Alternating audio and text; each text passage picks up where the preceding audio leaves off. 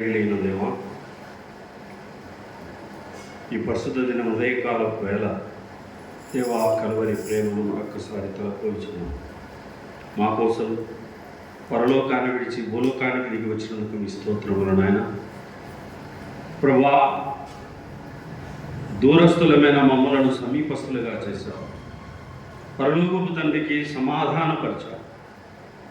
చీకటిలో ఉన్న మమ్మలను ఆశ్చర్యకరమైన వెలుగులోకి తీసుకొచ్చావు. మరణంలో ఉన్న మమ్మలను జీవంలోనికి దాటించావు. నీవు వచ్చినా మేము చచ్చినా నీ రాజ్యంలో నీతో ఉంటామన్న శుభప్రదమైన నిరీక్షణనిచ్చావు. నీ ప్రేమకు కృతజ్ఞతలు, నీ త్యాగానికి కృతజ్ఞతలు. మాకు మారుగా కలువరిలోని ప్రాణాన్ని పరమగా పెట్టావు. కలువరిలోనైనా నిలువెల్ల రక్తపు ముద్దగా మార్చబడ్డావు. నీవు సొగసు కోల్పోయి మాకు సొగసునిచ్చావు. నీ స్వరూపాన్ని కోల్పోయి మాకు రూపునిచ్చావు. ఆ దెబ్బలు మేము తినాలి, ఆ శిక్ష మాది, ఆ ముళ్ళ కిరీటం మా తలలో కొట్టాలి. దేవా, మేము ఆ బాధ తట్టుకోలేమని ఆ వేదనను బాధనను భరించి మరణించి చనిపోయి సమాధి చేయబడి మూడవ దినమున మృత్యుంజయుడవై తిరిగి లేచినందుకు నీకు స్తోత్రాలు. తెరవబడిన సమాధి నేటికి మా ముందుండగా నీకు కృతజ్ఞతలు.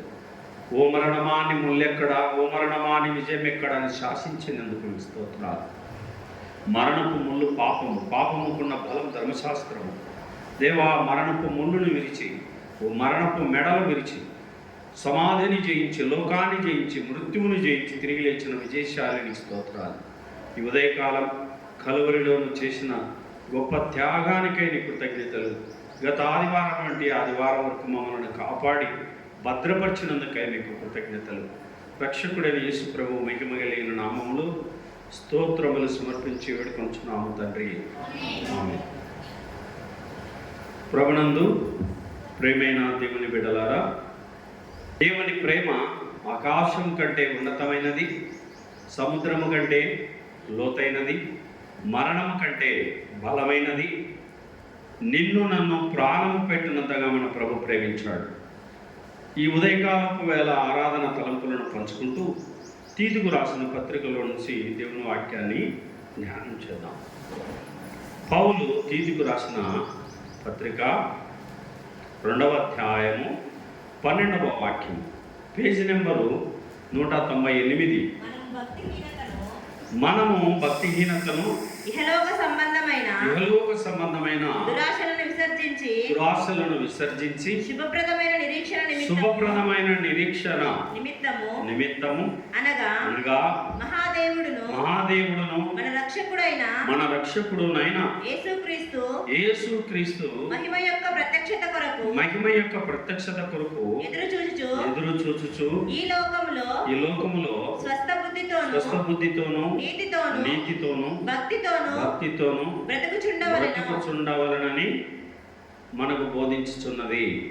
ఆయన సమస్తమైన దుర్నీతి నుండి మనలను విమోచించి సత్క్రియల యందు ఆసక్తి గల ప్రజలను తన కోసరము పవిత్రపరచుకొని తన సొత్తుగా చేసుకొనుటకు తన్ను తానే మన కొరకు అర్పించుకొనెను.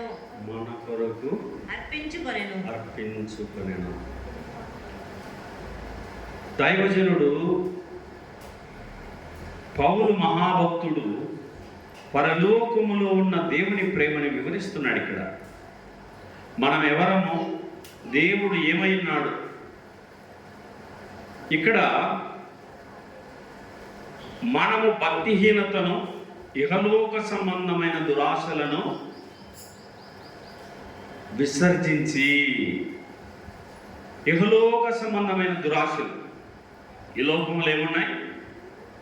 ఆశలు, దురాశలు. దురాశ దుఃఖానికే చేటు.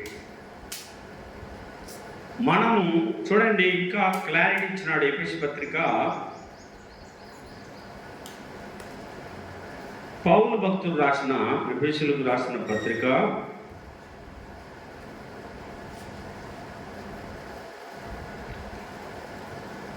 2వ అధ్యాయము 3వ వచనం, వారితో కలిసి మనమందరమును శరీరము యొక్కయు మనసు యొక్కయు కోరికలను నెరవేర్చుకొనుచు మన శరీర ఆశలను అనుసరించి మునుపు ప్రవర్తించుచు కడమవారి వలనే స్వభావ సిద్ధముగా దైవోగ్రతకు పాత్రులమై ఉంటిమి. అయినను దేవుడు కరుణా సంపన్నుడై ఉండి మనము మన అపరాధముల చేత చచ్చిన వారమై ఉండినప్పుడు సైతము మన ఎడల చూపిన తన మహాప్రేమ చేత మనలను క్రీస్తుతో కూడా మీరు రక్షింపబడి ఉన్నారు. క్రీస్తుతో కూడా బ్రతికించను. కృపచేత మీరు రక్షింపబడి ఉన్నారు. క్రీస్తుతో బ్రతికించను. శరీరం యొక్కయు మనసు యొక్కయు కోరికను నెరవేర్చుకొనుచు దైవ ఉగ్రతకు పాత్రులమై ఉంటిమి. ఈ విషయాన్ని మనం గుర్తెరగాలి. ఈ శరీరం ఏం చూడమంటేది చూస్తూ, ఏం తినమంటేది తింటూ, ఏం చేయమంటేది చేస్తూ, శరీరం యొక్కయు మనసు యొక్కయు కోరికలు ఏం చేసుకున్నాం? చెప్పాలమ్మా, చెప్పాలి సోదరులారా. శరీరాశలను మనసు యొక్క కోరికలను నెరవేర్చుకుంటూ మనము దేవుడు మళ్ళీ చూసుకున్నామలే దేవుని సంగతి అన్నట్టుగా దేవుని భయం లేకుండా మనము ప్రవర్తించాలి.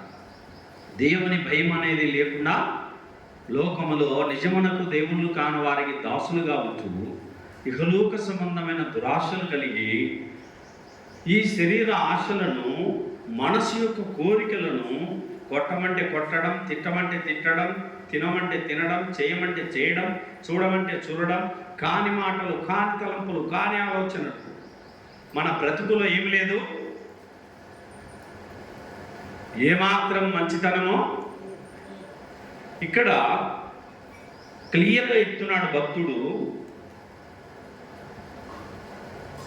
మన శరీర ఆశలను అనుసరించి మునుపు ప్రవర్తించుచు కడమవారి వలన స్వభావ సిద్ధముగా దైవోగ్రతకు పాత్రులమై ఉంటిమి. దేనికి మనం పాత్రులము? మూల భాషలో ఉగ్రత పిల్లలము. ఉగ్రత పిల్లలం. దేవుడికి మన మీద ఏం రావాలి? ఉగ్రత, ఉగ్రుడు మన మీద ఉగ్ర రూపం దాల్చి రావాలి. కానీ దేవుడు ఎలా వచ్చినాడు? ప్రేమామయుడిగా వచ్చినాడు. ఎలా వచ్చాడు మా భూలోకానికి? కరుణామయుడిగా, ప్రేమామయుడిగా, దయామయుడిగా భూలోకంలో అవతరించినాడు. ఆయన ఎంత ప్రేమ కలిగిన వాడు! అరే పిల్లలు కదా, తెలిసి తెలియక చేసిండొచ్చు, వారి బలహీనతల కోసం నా ప్రాణాన్ని పెడతాను, వారు చేసిన పాపాలకు బదులుగా నా ప్రాణాన్ని పెట్టి నేను రక్తాన్ని చిందిస్తానని దేవుడు మన కోసం పూటపడినాడు. దేవుడు మన కోసం జామీను పడ్డాడు. మన కోసం మనకు రావాల్సిన దెబ్బలు, మనకు రావాల్సిన శిక్ష, మనకు రావాల్సిన మరణము, మనకు రావాల్సిన నరకము, మనకు రావాల్సిన అగ్నిగుండము, మనకు రావాల్సినటువంటి నిత్య నరకము ఎవరికి వచ్చింది? యేసు ప్రభు ఓర్చుకున్నాడు శిలువలో ఆ బాధ. ఆయన నీ కోసం నా కోసం నలిగిపోయాడు. అక్కడే చూడండి, ఆయనను దేవుడు కరుణా సంపన్నుడై ఉండి, దేవుడు ఏమైనాడగా? కరుణా సంపన్నుడు. దేవుడు ఏమైనాడమ్మా?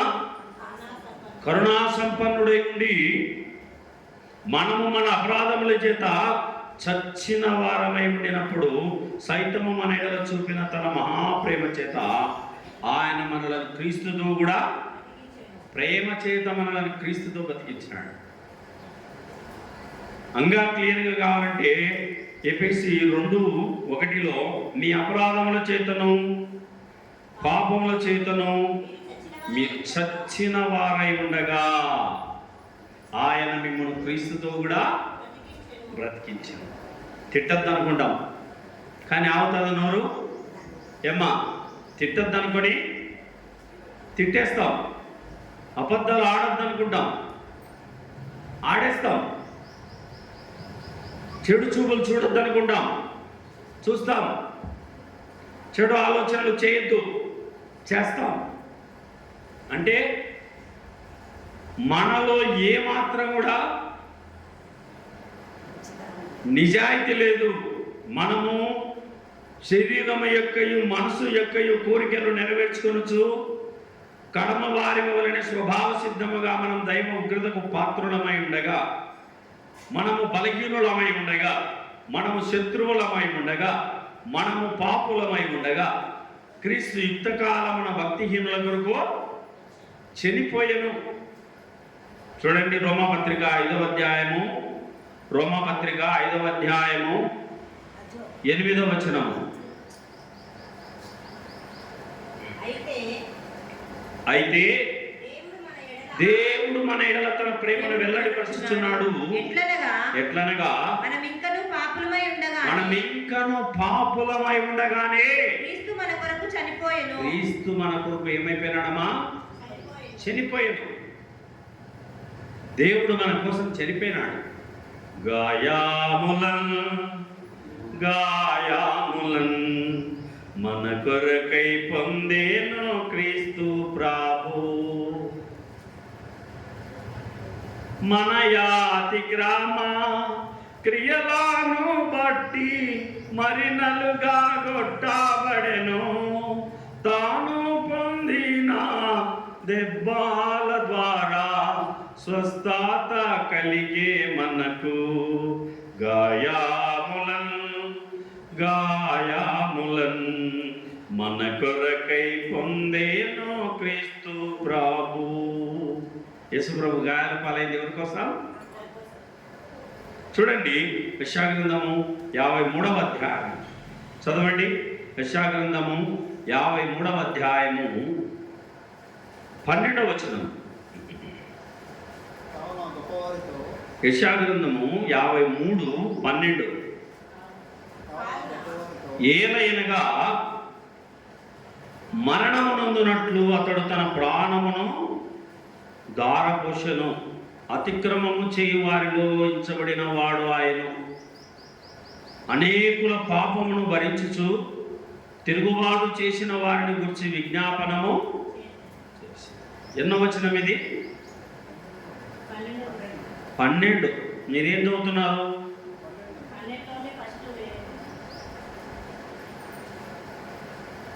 మరణమునందునట్టు అతడు తన ప్రాణమును దారపోషెను.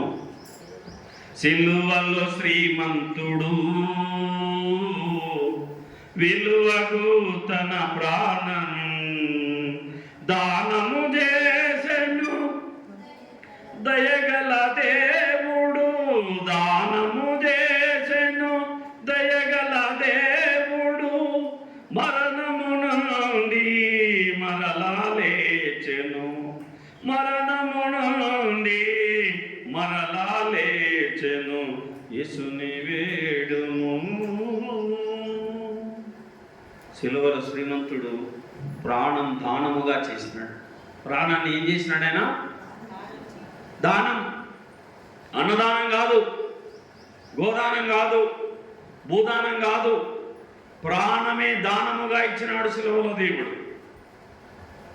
ఆ దెబ్బలు మనవి, ఆ శిక్ష మనది, ఆ ముళ్ళ కిరీటం మన తలలో కట్టాలి, మన హృదయంలో బల్లెంతో పడవాలి. మన చిన్నపిల్లలకు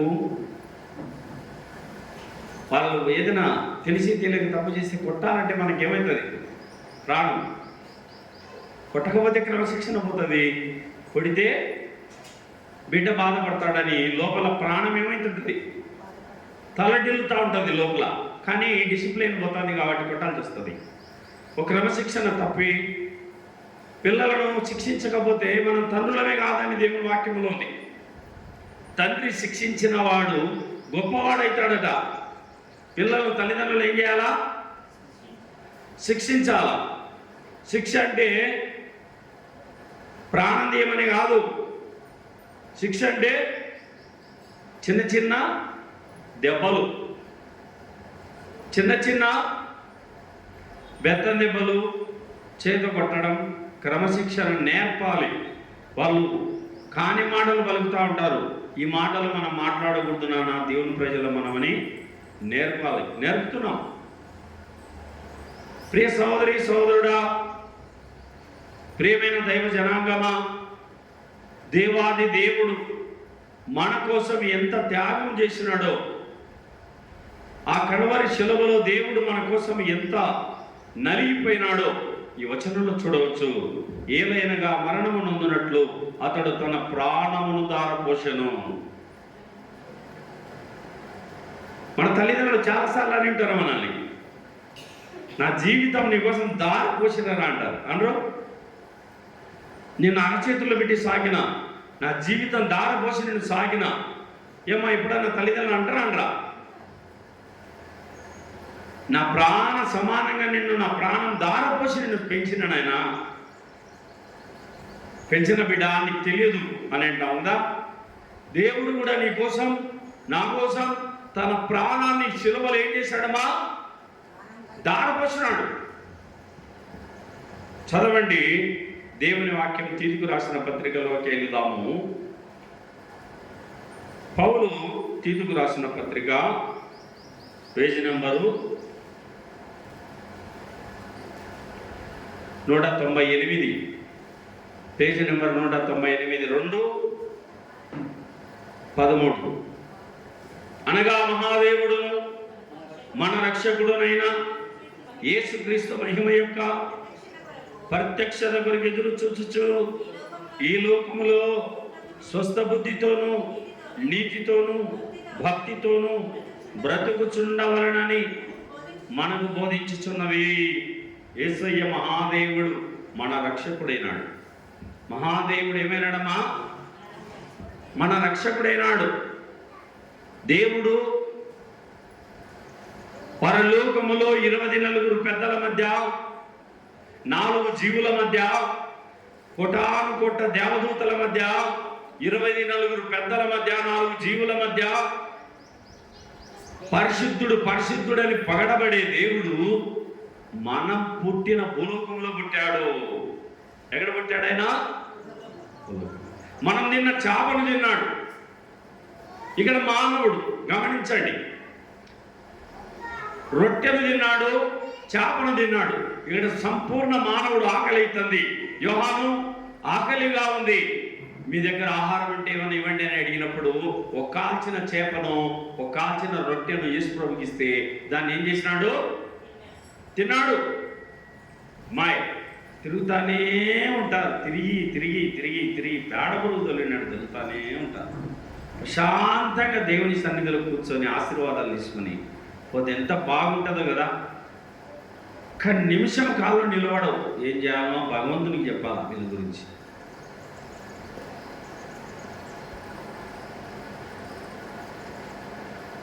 ఆయన మన కోసం ఎంత త్యాగాన్ని చేసినాడో ఈ వచనాలలో మనం గమనించవచ్చు.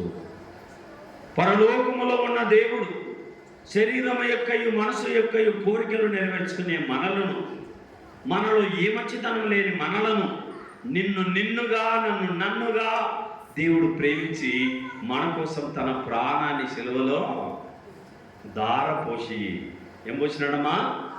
ప్రాణాన్ని సిలువలో దారపోసినాడు. ఆయనను, యేసు ప్రభును ఎన్ని గంటలకు తీసుకెళ్తున్నాడు? చదవండి దేవుని వాక్యములో. యోహాను సువార్త 19వ అధ్యాయము, యోహాను సువార్త 19వ అధ్యాయము 14వ వచనం. ఆ దినము పస్కాను సిద్ధపరచు దినము. అప్పుడు ఉదయం 6 గంటలు కావచ్చును. అతడు ఇదిగో మీ రాజు అని యూదులతో చెప్పగా అందుకు వారు ఇతనిని సంహరించుము శిలువ వేయము అని కేకలు వేసిరి.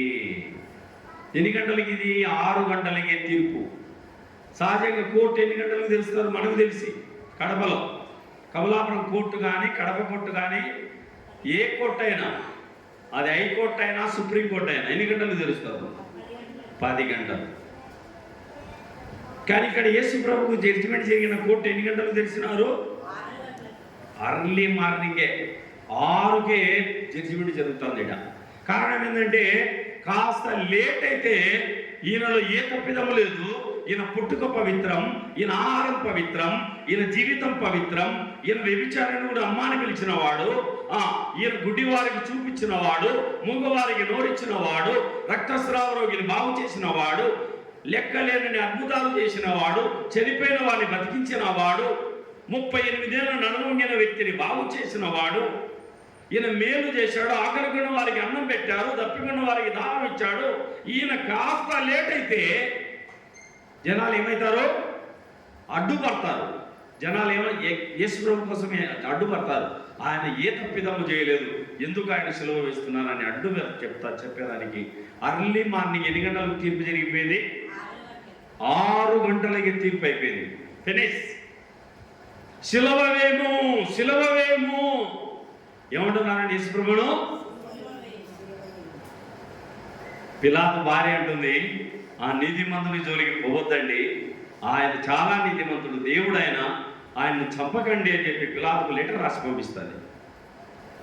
భర్తకు రాష్ట్రపతి పిలాతుకు ఏం రాసి పంపిస్తుందమ్మా? లెటర్. పిలాతు అంటాడు, ఇతని యందు నాకు ఏ దోషమో కానరాలేదు, నేను ఇతన్ని శిక్షించను అని కైప దగ్గరికి పంపిస్తాడు, గవర్నర్ దగ్గరికి. గవర్నర్ దగ్గరికి పోతే ఆయన చాలా గొప్ప అద్భుతాలు చేస్తూ ఉంటాయి కదా అని చెప్పి ఆయనకు కూడా ఈయనలో ఏ దోషం కనపడలే, ఇతని యందు నాకు ఏ తప్పిదము కనబడలేదు అని ఆయన నీళ్లు చేతులు కడుక్కొని హేరోదు కాడికి పంపిస్తాడు.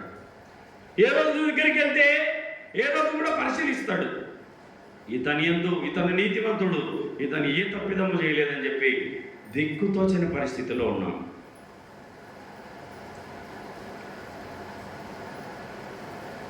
ముగ్గురు, రాష్ట్రపతి, గవర్నర్, కయప, హేరోదు, పిలాతు, ముగ్గురు కూడా ఇతని ఏ దోషము లేదు, ఇతడు ఏ తప్పిదము చేయలేదు. కానీ జనాల కేకలు, డబ్బులిచ్చి కేకలు వేస్తున్నారు, ప్రజలను డబ్బులు ఇచ్చి కొనేస్తున్నారు. చంపమని చెప్పండి, సిలువను యేసు ప్రభువును సిలువ వేయమని చెప్పండి అని డబ్బులు పంచి యూదులు, శాస్త్రులు, పరిసయ్యులు, సద్దుకయ్యులు, యేసు ప్రభు ఉంటే రోమా సామ్రాజ్యంలో మాకు చాలా ఆటంకంగా ఉంది, తను జనాలు వేలు తండోపతండాలకు వస్తున్నారు, ఈయన కొత్త సామ్రాజ్యాన్ని స్థాపిస్తాడేమో అన్నటువంటి అసూయతో, అపోహతో యేసు ప్రభు పన్ను కట్టద్దని చెప్పినాడని నిందలేసినారండి. సాక్షులు ఎవరు తెలుసా? దొంగ సాక్షులు. యేసు ప్రభును న్యాయపీఠం ముందర నిలబెట్టినప్పుడు సాక్షులు ఎవరిని నిలబెట్టినారమ్మా? దొంగ సాక్షులు నిలబెట్టినారు. అబద్ధ సాక్షులను వాళ్ళు ఏర్పాటు చేసుకొని ప్రత్యేకించుకొని కూర్చోబెట్టుకున్నారు. ఇతడు దేవాలయము పడగొట్టి యెరూషలేము దేవాలయాన్ని 40 సంవత్సరాలు కట్టినాడు సొలొమోను రాజు. ఆ యెరూషలేము దేవాలయాన్ని 40 ఏళ్ళు కట్టిన యెరూషలేము దేవాలయాన్ని 3 రోజుల్లోనే పడగొట్టి మళ్ళీ కడతానన్నాడు. నేను విన్నాను. ఒకడు దొంగ సాక్ష్యం చెప్పినాడు, ఇంకొకడు వచ్చినాడు, చెప్పు నువ్వేంటి నేరం, అతని మీద ఏ నేరం మోపదలుచుకున్నావు అంటే, ఇతను రోమా సామ్రాజ్యానికి పన్ను కట్టొద్దన్నాడు. యేసు ప్రభు ఎప్పుడు కూడా భూరాజులకు సుంకం చెల్లించమన్నాడు. కైసరివి కైసరికి ఇవ్వండి, దేవునికి చెల్లించండి. దేవుని భాగం దేవునికి చెల్లించాలా? కైసరివి భూరాజులకి ఇచ్చే సుంకం, ఇంటి పన్ను, కొలాయి పన్ను ఇప్పుడు కూడా కడుతున్నాం. ఎవరు ఈ పన్ను పెట్టింది? బైబిల్లో 1000 సంవత్సరాల కిందటి పన్ను కట్టారు వారు.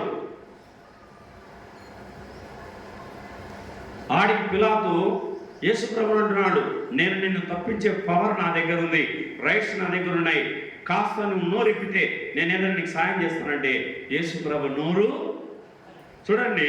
యెషయా గ్రంథం 53:7లో, యెషయా గ్రంథము 53:7 చదువుతారా?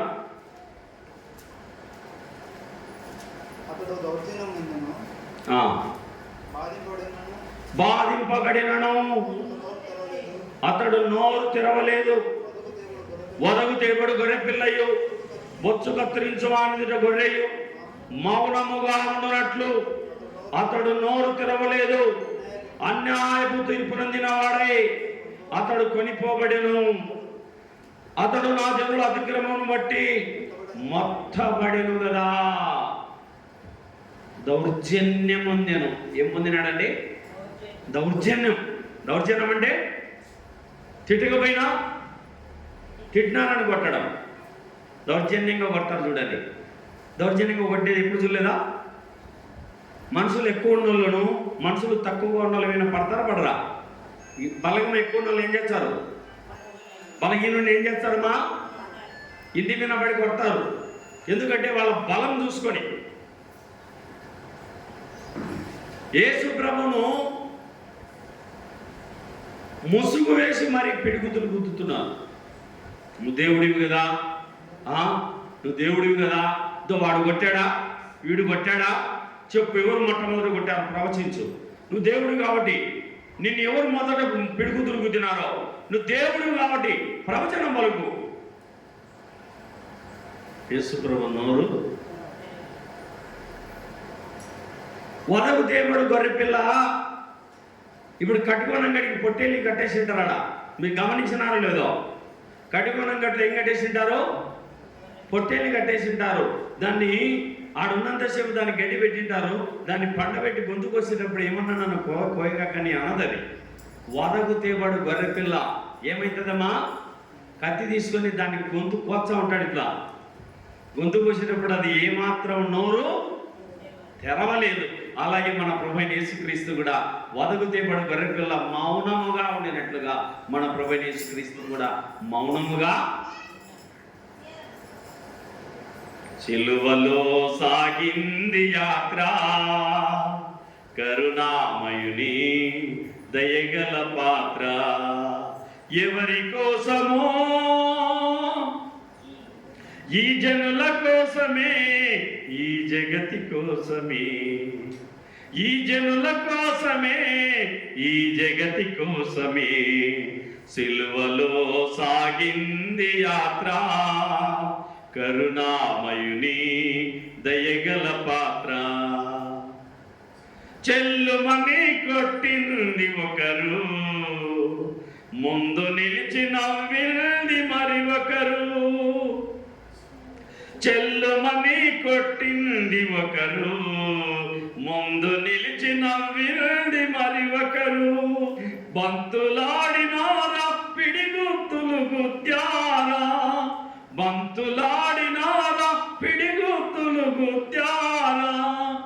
నోరు తెరువలేదాయ ప్రభు, బదులు పలుకలేదాయ ప్రేమ. ఎవరి కోసమో? ఈ జనుల కోసమే, ఈ జగతి కోసమే. దాహమని అడిగాడు ప్రభువు, చేదు దాగమిచ్చింది లోకం. చిరకనిచ్చినారా మరి పరిసెను గుచ్చారా, చిరకనిచ్చినారా మరి పరిసెను గుచ్చారా. నోరు తెరువలేదాయ ప్రభువు, బదులు పలుకలేదాయ ప్రేమ. ఎవరి కోసమో? ఈ జనుల కోసమే, ఈ జగతి కోసమే గల పాత్ర. ఆయన నోరు తెరవలేదు. బొచ్చు కత్తిరించు వాందుడు గొర్రెపిల్ల మౌనముగా ఉండినట్టుగా యేసు ప్రభు మౌనము దాల్చినాడు. తీర్పు ఎన్ని గంటలకు జరిగింది? ఎన్ని గంటలకమ్మా? 6కు. గుర్తుంటుందా? వేకుని లేస్తానే ఎన్ని గంటలు అవుతుంది? 6 అవుతుంది. 6కు తీర్పు అయిపోయింది. ఇప్పుడు శిలువ ఎన్ని గంటలకు ఇస్తున్నారు? మార్క్స్ వార్త 15:25. మార్కు 15:25 చదవండి.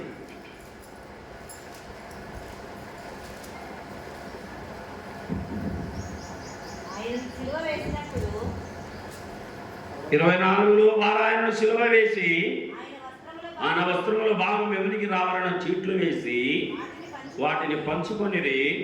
ఆయన సిలువ వేసినప్పుడు పగలు 9 గంటలాయను. ఎన్ని గంటలైందమ్మా? ఉదయం 6కు జడ్జిమెంట్ జరిగితే 6 నుంచి 9 వరకు శిలువ ప్రయాణం. ఏం ప్రయాణం? శిలవ ప్రయాణం. 6 శిలవ ఎత్తుకుంటే ఒక కొండ ఎక్కి, రెండో కొండ దిగి, రెండో కొండ ఎక్కి, మూడో కొండ ఎక్కి, ఆ 3వ కొండ మీద ఎక్కలేని ఎత్తైన కొండ కలవరి కొండ. 3 కొండలు ఎక్కాలి.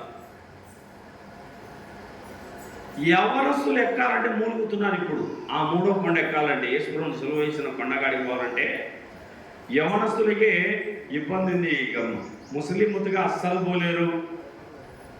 ఆ ఎక్కలేని ఎత్తైన కొండ మీద యేసుప్రభుని ఎక్కించి శిలువ వేశారు. ఉదయం 6 జడ్జిమెంట్ అయితే శిలువ వేసిన టైం ఎంతమ్మా? 9కి. ప్రాణం ఎన్ని గంటలకు పోయింది?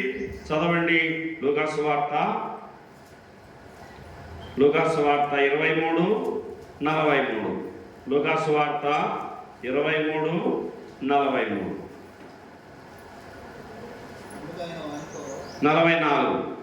అప్పుడు రమారమి మధ్యాహ్నం ఆయను, అది మొదలుకొని 3 గంటల వేర వరకు ఆ దేశమంతటి మీద చీకటి కమ్మెను. యేసు ప్రభు శిలువ మరణం చూడలేక, నన్ను వెలుగజేసిన దేవుడు శిలువలో చనిపోతున్నాడని సూర్యుడు ఏమైపోయినాడట?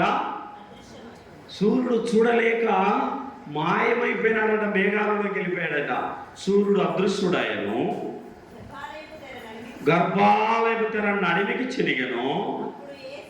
అప్పుడు యేసు గొప్ప శబ్దముతో కేక వేసి, తండ్రి, నీ చేతికి నా ఆత్మను అప్పగించుకొనుచున్నానెను. ఆయన ఇలాగు చెప్పి ప్రాణము విడిచెను. ఎన్ని గంటలకు విడిచినాడు ప్రాణం? ఎన్ని గంటలకు? తీర్పు ఎన్ని గంటలకు జరిగింది? శిలువ ఎన్ని గంటలకు వేశారు? ప్రాణం ఎన్ని గంటలకు పోయింది? 3కు పోయింది ప్రాణం. అంటే 9కి శిలువ వేస్తే ప్రాణం 3కు పోయిందంటే ఇన్ని గంటలు జరిగింది మధ్యలో కాలము? 6 గంటలు మేకుల ఆధారంతో వేలాడాడండి యేసుప్రభు. అడ్డకర్ర, నిలువు కర్ర. ఆ అడ్డకర్రపై, నిలువు కర్రపై మేకులు, చేతుల్లో 2 చేతుల్లో మేకులు, 2 కాళ్ళల్లో మేకులు దించి, తలలో ముళ్ళ కిరీటాన్ని పెట్టి, హృదయంలో బల్లెంతో పొడిచి, కొరడాలతో వీపంతా దున్ని వేశారు. అంత ఘోరమైన బాధను ఎవరి కోసం భరించినాడు మన దేవుడు? తండ్రి, నీ చేతికి నా ఆత్మను అప్పగిస్తున్నానని చెప్పి తన ప్రాణమును విడిచెను. సూర్యుడు ఏమైపోయినాడు? ఆ యొక్క మరణాన్ని చూడలేక అదృశ్యుడైపోయినాడు. మత్తయి సువార్తలో ఇంకా వివరంగా ఉంది, చూడండి. మత్తయి సువార్త 27 తెరవండి దేవుని వాక్యము. మత్తయి సువార్త 27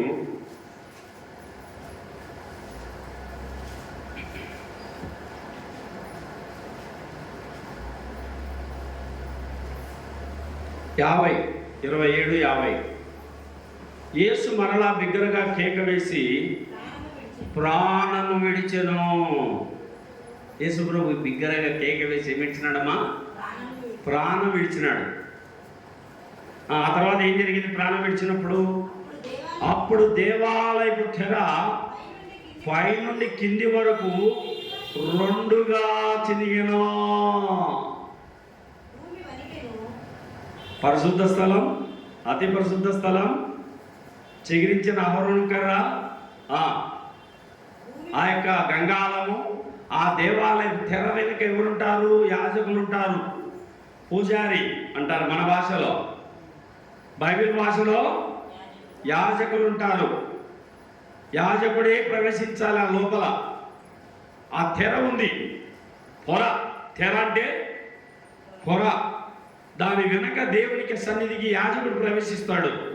ఆ తెర చినిగింది అంటే ఇక ప్రతి ఒక్కరూ వెళ్ళొచ్చు లోపలికి, దేవుని దగ్గరికి. ప్రతి ఒక్కరు దేవునికి మొరపెట్టుకోవచ్చు. ప్రతి ఒక్కరికి ఛాన్స్ దొరికిందండి ఈరోజు. అందుకే యేసు ప్రభు నామములో ప్రతి ఒక్కరు మోకరించే దానికి భాగ్యము. తెర చినిగను. తెర ఏమైపోయింది? ఇంకా డైరెక్ట్గా అందరం దేవుని సమీపించడానికి ప్రభు యేసుక్రీస్తు వారు శిలువలో మరణించినప్పుడు ఆ యొక్క తెర చినిగింది. ప్రాణము విడుస్తూనే దేవాలయపు తెర 2గా చినిగాను. భూమి వణికెను, బండలు బద్దలాయెను, బండలు బద్దలాయను, సమాధులు తెరవబడెను, సమాధులు తెరవబడెను. నిద్రించని అనేక మంది పరిశుద్ధుల శవములు. లేచెను. శరీరము యేసు ప్రభు కేక సమాప్తమని బిగ్గరగా పలికిన ఆ కేక విన్నారు శవాలు, సమాధుల్లో ఉన్న శవాలు. ఆ కేక విన్న సమాధుల్లో ఉన్న శవాలు లేచి వచ్చినాయంట. ఎంత పవర్ ఉందండి యేసుప్రభు కేకలో. యేసుప్రభు శిలువలో ఆ కేక వేయకపోతే నువ్వు నేను నరకములో వేయాలి కేక. నరకాగ్ని బాధాలను గాంచుమా, మలమాల అగ్నిలో మాడేదావు, పటపాట పండ్లను కొరికేదావు. నరకంలో ఏం చేస్తాం? పటపాట పండ్లను కొరికేదావు, వేదనతో కన్నీళ్లు కాచేదావు. ప్రియుడా ప్రభుని చేరరా, మోక్ష ప్రదాత ప్రభు యేసయ్యా. ప్రియుడా ప్రభుని చేరరా, జీవన్ మరణ మార్గములు రెండయా, ఏ మార్గమును నీవు కోరేదవో నేడే నిర్ణయించుకో ప్రియుడా, నేడే నిర్ణయించుకో ప్రియుడా. జీవంపు మార్గం సుఖదాయకం ప్రియుడా, ప్రభుని చేరరా. నరకములో నీవు నేను కేక వేయవలసి ఉంది. పాపాలు చేసింది మనము, నేరాలు చేసింది మనము, తప్పిదాలు చేసింది మనము, అబద్ధలాడింది మనము, అరికాలు మొదలుకొని నడినెత్తి వరకు స్వస్థత లేని మనలను, పాపులమైన మనలను, బలహీనులమైన మనలను, శత్రువులమైన మనలను, ఏ మంచితనము లేని మనలను, నిలువెల్ల చెడిపోయిన మనలను,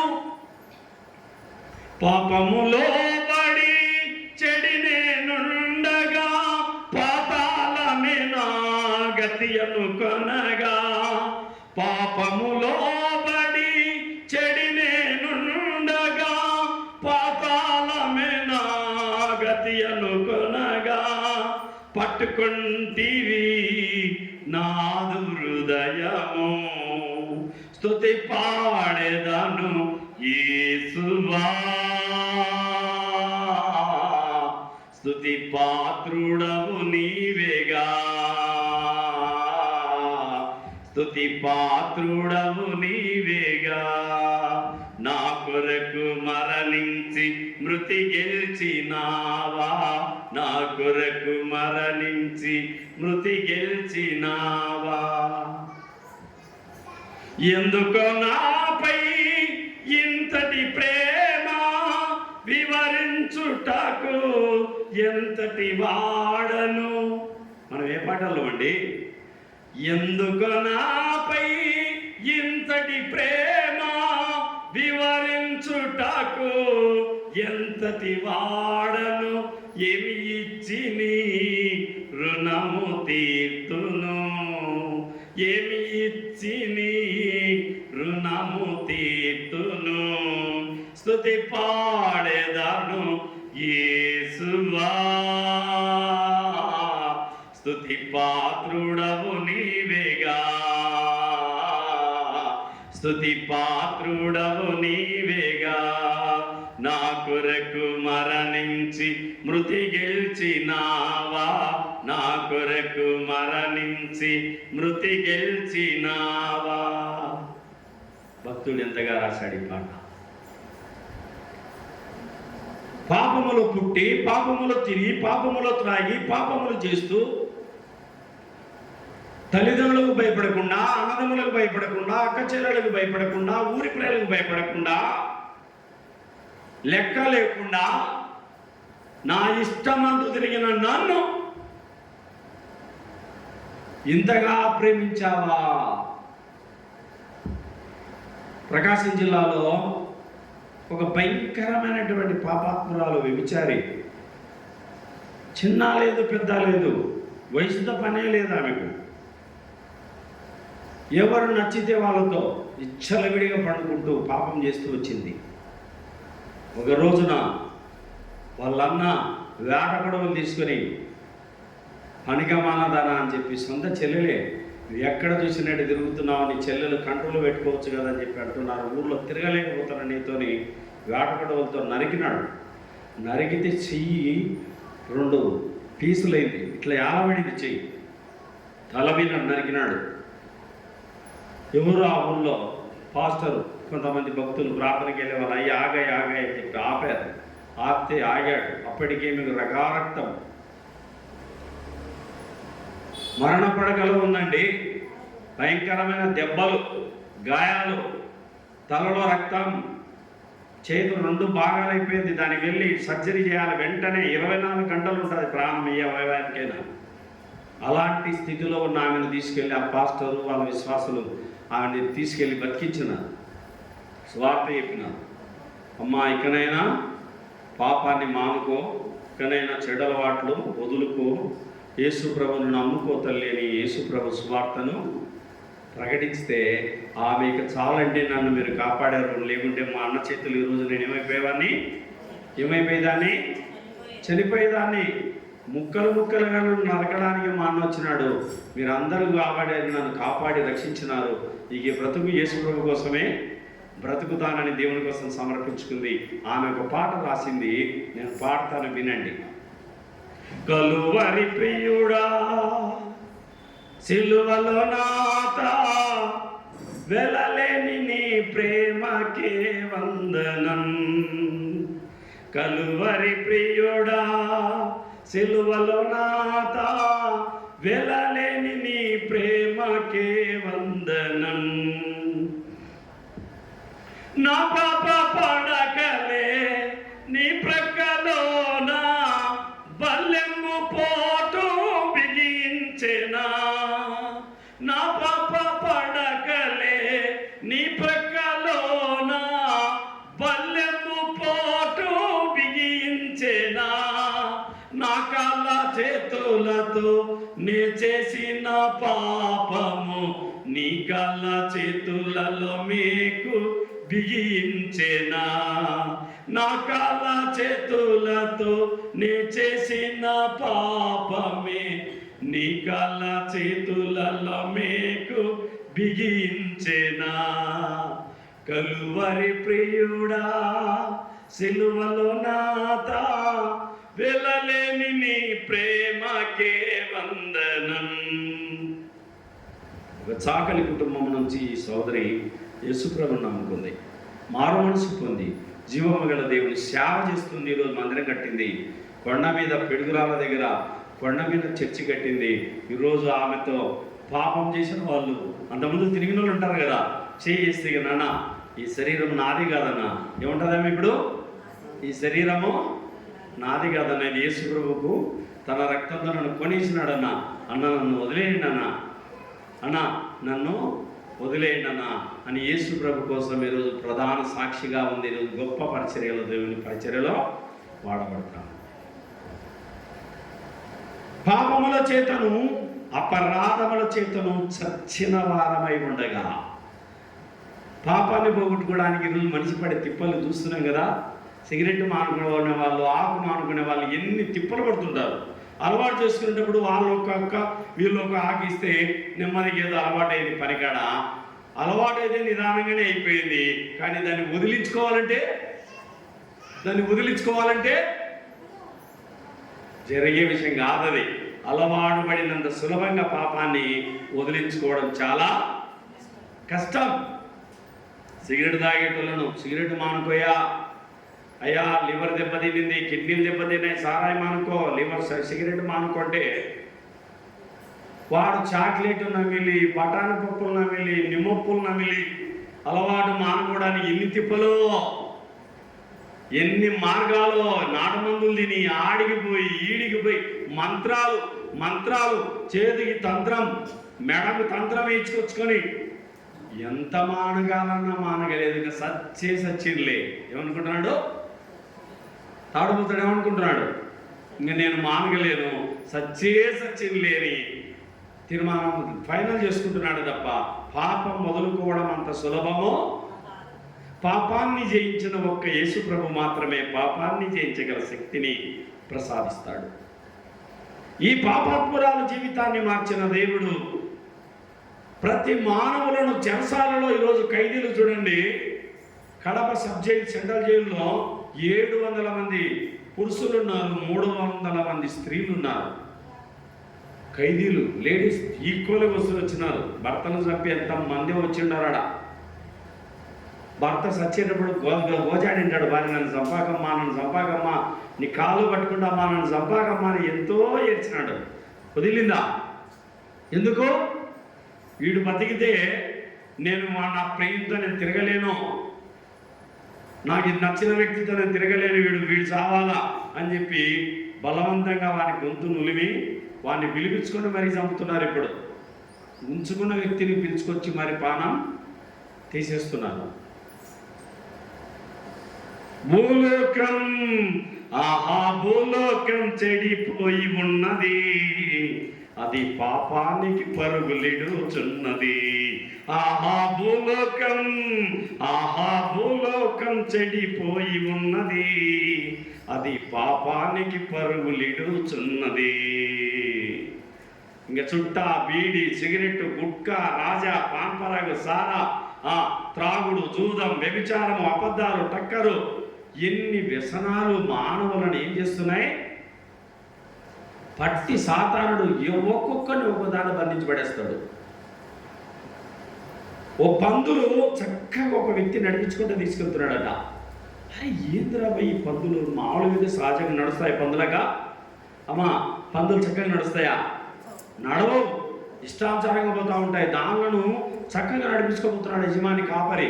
అరే ఏంద్రా ఇతనిలో మర్మం ఉంది, ఏదో కనకాలని పోయినాడు. ఒకడు పోయి అడిగినాడు, ఏమయ్యా పందులు ఇంత చక్కగా తీసుకెళ్తున్నారంటే, నువ్వు నన్ను చూసినావు కానీ నా సంకల సంచి చూడలేదన్నాడు.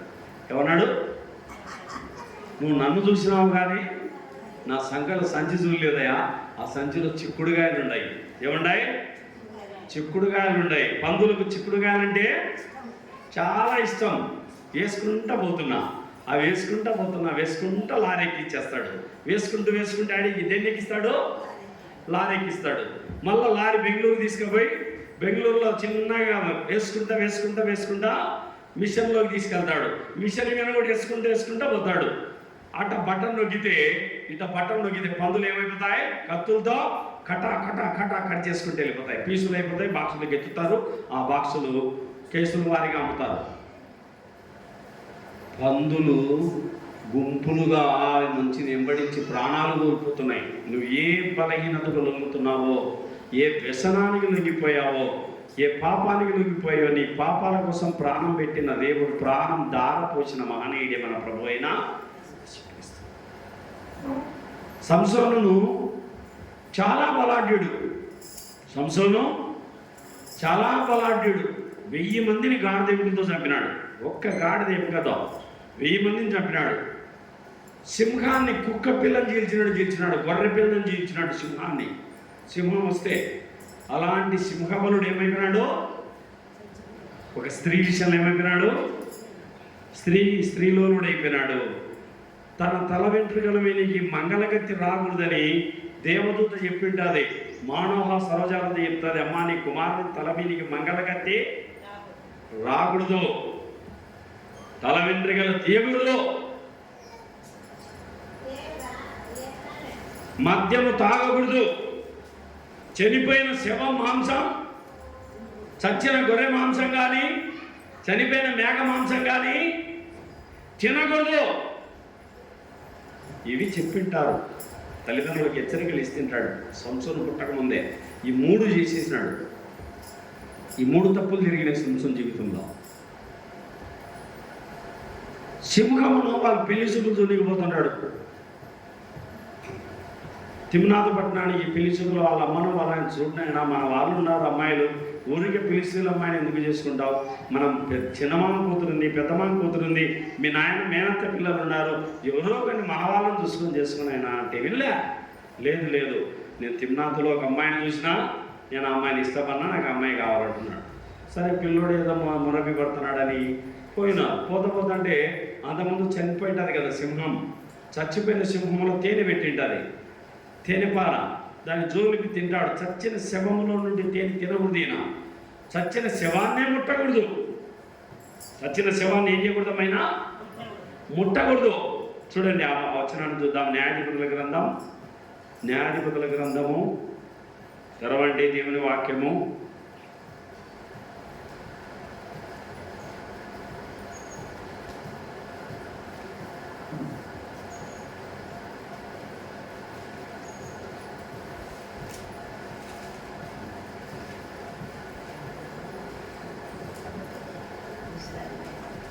న్యాయాధిపతుల గ్రంథము 14వ అధ్యాయము. న్యాయాధిపతుల గ్రంథం 14వ అధ్యాయము 1వ వచనం. సంసోను తిమ్నాతుకు వెళ్ళి తిమ్నాతులో ఫిలిష్తీయుల కుమార్తెలో ఒకటేనో చూచాను. అతడు తిరిగి వచ్చి తిమ్నాతులో ఫిలిష్తీయుల కుమార్తెలో ఒకటేనో చూచి తిని, మీరు ఆమెను నాకు ఇచ్చి పెళ్లి చేయవాలని తన తల్లిదండ్రులతో అనగా, వారు నీ స్వజనుల కుమార్తెలలోనే కానీ నా జనులలోనే కానీ స్త్రీ లేదనుకొని సున్నతి పొందని ఫిలిష్తీయుల నుండి కన్యను తెచ్చుకోవడం వెలుచున్నావా అని అతన్ని అడిగిరి. అందుకు సంసోను, ఆమె నాకు ఇష్టమైనది కనుక ఆమెను నా కొరకు తెప్పించమని తన తండ్రితో. ఏమైనా మన పిల్లలు మచ్చులు ఉన్నారు కదా, మీ నాయన తరపులు ఉన్నారు, నా తరపులు ఉన్నారు అన్నట్టు విన్నాడు. తల్లిదండ్రుల మాట విన్నోడు ఏమవుతాడు?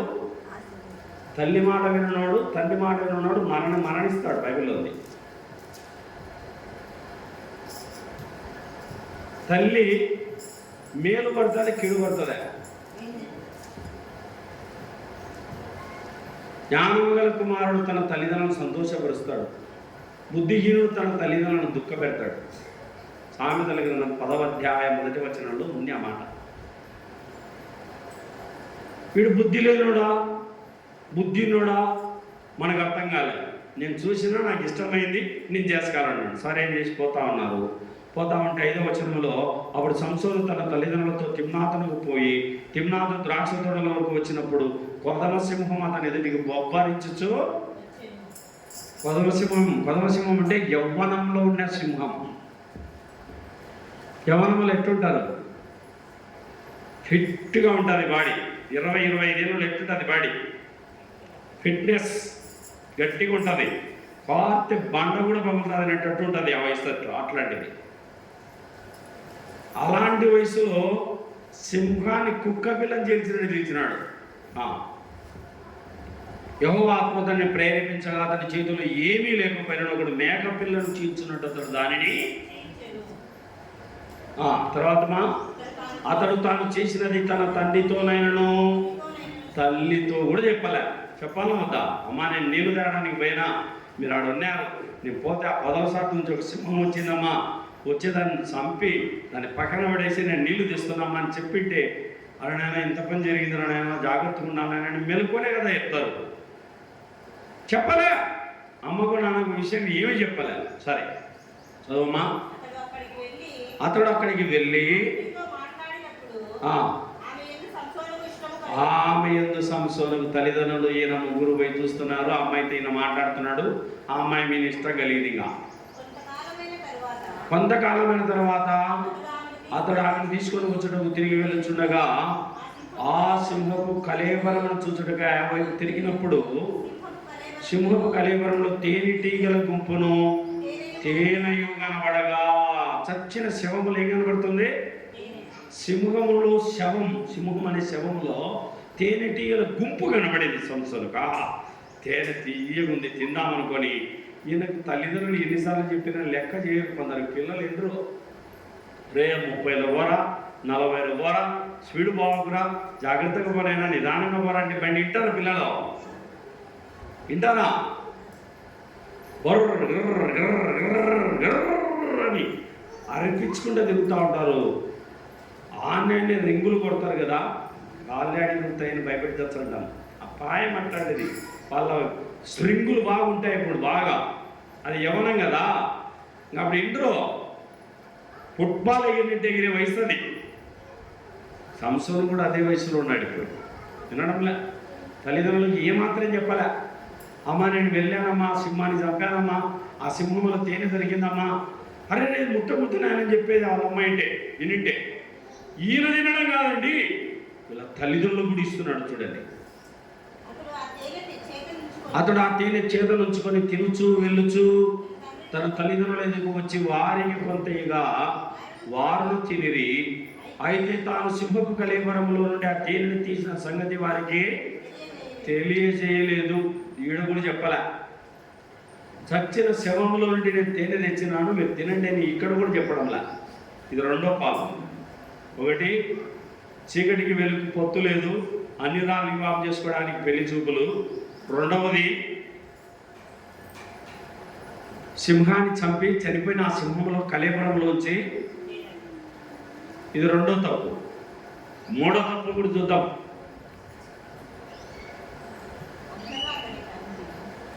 చదవండి దేవుని వాక్యంలో 16:16-20. ఆమె సంసోను ఫిలిష్తీయుల మీద పడుచున్నారనగా అతడు నిద్ర మేలుకొని ఎప్పుడు ఎట్లు నేను బయలుదేరి విరజిమ్ముకుందుననుకొనెను.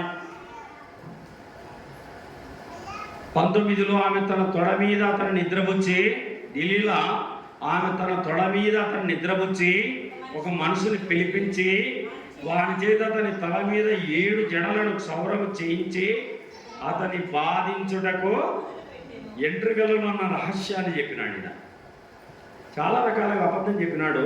కాలంగా ఏమైనాడట, విసిగిపోయినాడు. ఇక ఆమె చేసిన ప్రశ్నలకు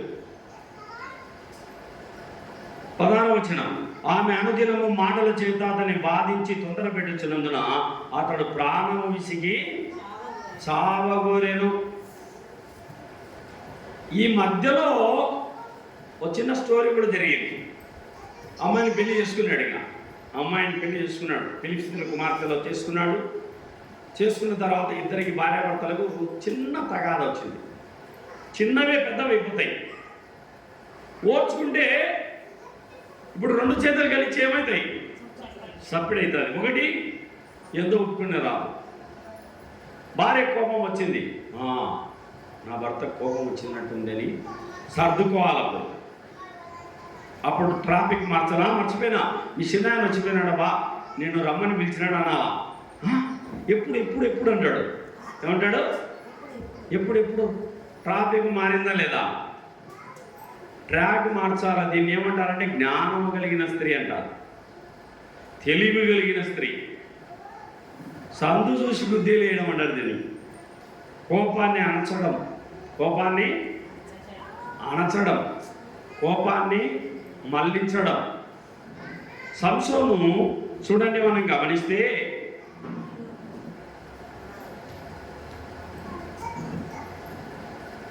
ఆమెకు తన రహస్యాన్ని చెప్పినాడు. రహస్యాన్ని చెప్పడంతో ప్రాణం తీసేసింది. భార్యను వదిలేసినాడు, వెళ్ళిపోయినాడు. వెళ్ళిపోయిన తర్వాత 3 రోజులు కోపం పోయింది భార్య మీద. ఏం పోయింది చెప్పండి అన్నా? ఏమక భార్య మీద కోపం చల్లారింది. యవనస్తుడు కదా, కుర్రోడు కదా, భార్య గుర్తుకొచ్చింది. పోదామని మళ్ళీ భార్య కాడికి పోయినాడు. భార్య వాడు వచ్చాడో రాడమ్మా అని పెళ్లి చేసేసినాడు, ఇంకొకరికి ఇచ్చేసినాడు. ఇంకా వాడు అన్యుడు, వాడు ఎంతమందికైనా ఇచ్చాడు. వీడు దేవుని బిడ్డ, సైతాను బిడ్డతో స్నేహం చేసినాడు. పోయినాడు, ఏది నా భార్యని అడిగినాడు. నేను కోపంతో పోయినావని వద్దనుకొని నీ పిల్లని ఏరుకోమని నేను వేరే వానికి ఇచ్చేసిన అన్నాడు. కావస్తే నా చిన్న కూతురుని చేసుకున్నాడు. లేదు నాకు ఆ పాపే కావాలన్నాడు. కాదు, ఆమె ఇంకొకరికి భార్యగా ఉందన్నాడు. కోపంతో రగిలిపోయినాడు. ఇక 300 నక్కలు పట్టుకొని ఆ ఫిలిష్తీయుల పొలాలను కాల్చేసినాడు. ఇక ఏడ దాచిపెట్టుకాలో దిక్కుదెల్లి ఎత్తుకుతా ఉన్నారు ఫిలిష్తీయులు సంసోను చంపడానికి.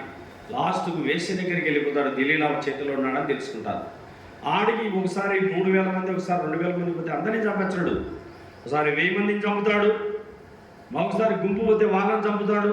ఎట్ట చేయాలబ్బా, వీడి ముందర పడాలంటే వీనికి ఎంతమంది పోయినా మనం చంపలేకపోతున్నాం, వీని రహస్యం తెలివితో వీని ఎదుర్కాలని చెప్పి ఒకడు తెలివి కలిగినోడుండి ఆ దిలీలా ముందర కొన్ని లక్షల రూపాయలు రాసులు పోస్తున్నారు. నీకు ఎంత డబ్బైనా ఇచ్చాం, తీసుకో, ఇంకెంత కావాలని ఇస్తాం. అతని రహస్యం, అతని శక్తి రహస్యం ఎక్కడుందో కనుక్కో అని చెప్పి ఆ స్త్రీకి ఫుల్గా డబ్బులు ఇచ్చేసినారు. ఆమె ఏం చేస్తుంది? తొందర పెడుతుంది. సంసోను, నీ బలం దేనిలో ఉంది చెప్పబట్టి నా తలలో ఉన్న ఎంట్రుకలను 7 జడలు ఎచ్చగిన నా బలం పోతుంది అన్నాడు. 7 జడలు వేసేసింది ఆమె. బలం పోలే. సంసోను ఫిలిష్తీయుల మీద పడుతున్నారంటే విర్రజిమ్ముకున్నాడు. ఇక తుక్కుగా కొట్టుబడేసినాడు. కొత్త తాళ్ళతో నా తల వెంట్రుకలను బంధిస్తే నా బలం పోతుంది అన్నాడు. కొత్త తాళ్ళు తెప్పించి కట్టలు వేసినారు ఫిలిష్తీయులు. అది కూడా కాలే. ఇట్టేసి పిక్తే తాళ్ళు గీళ్ళని దుసరికొని వచ్చేసినాయి. నువ్వు చాలాసార్లు నన్ను మోసం చేసినావండి. సంసోను, ఏదో నువ్వు వచ్చినావని ప్రేమించి నీకు సంతోషం ఇచ్చి ఆనందం ఇచ్చి తిండి ఇచ్చి బట్ట ఇచ్చి సంతోషం ఇచ్చి నీకు ఇన్ని చేస్తే నువ్వు నాకే మోసం చేస్తావని చెప్పి తిరగబడింది. ఇంకా తిరగబడితే ఏం చేస్తున్నాడు మనవాడు? చదవండి 16వ వచనం, 16. ఆమె అనుదినము మాటల చేత అతన్ని బాధించి తొందర పెట్టుచున్నందున అతడు ప్రాణము విసిగి, అరే దేవుడు న్యాయాధిపతిగా పంపినాడండి, ఇతన్ని రక్షకుడిగా పంపినాడు, ఇశ్రాయేలుని కాపాడమని పంపినాడు. సావగొడితే ఎట్లా? నేను చచ్చిపోతా, నేను పనికి రాను, నేను మంచోని కాదు, నేను మంచిదాన్ని కాదు అంటే నీకైనవే నీ ఆత్మను చంపుకుంటే, నరుని ఆత్మ యెహోవా పెట్టిన దీపం. ఆ దీపం ఆయన ఆర్పాల, ఆయన దాన్ని తీసుకోవాలి ఆయన రాజ్యానికి. ఆయన మనలో ఉన్న ప్రాణము, ఆత్మ, దేహం, మనలో 3 ఉన్నాయి. మన రాత్రి కూడా నిలబడితే 3 నీడలు నిలబడతాయి. గమనించడం లేదు మీరు?